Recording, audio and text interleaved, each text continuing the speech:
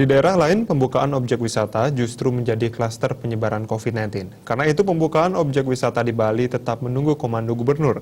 Bali tentu tak akan memaksakan membuka objek wisata dalam waktu dekat. Dan kondisi ini mempertimbangkan di daerah lain, di mana objek wisata menjadi klaster penyebaran COVID-19 baru.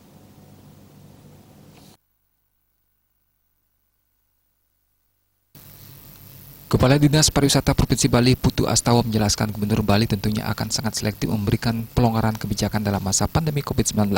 Ini termasuk sangat selektif mengambil kebijakan pembukaan objek wisata. Astawa menyampaikan pembukaan objek wisata akan dilakukan secara selektif, terbatas, dan bertahap. Ini tergantung tingkat penularan pandemi COVID-19.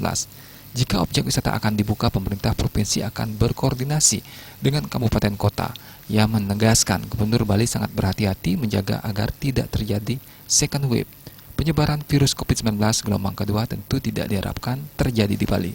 Putu Astawa berharap seluruh masyarakat ikut berpartisipasi, saling menjaga dan mengingatkan agar melaksanakan protokol kesehatan secara disiplin dan tertib. Di pihak lain, Kepala Dinas Pariwisata Kabupaten Gianyar, Anak Agung Putrawan mengatakan pasca pandemi COVID-19 memang ada keinginan komponen pariwisata membuka objek dan daya tarik wisata. Namun kebijakan tersebut sepenuhnya mesti berkoordinasi dengan pemerintah Provinsi Bali. Putrawan menambahkan saat ini pemerintah Kabupaten Gianyar masih fokus pada penanganan pandemi COVID-19.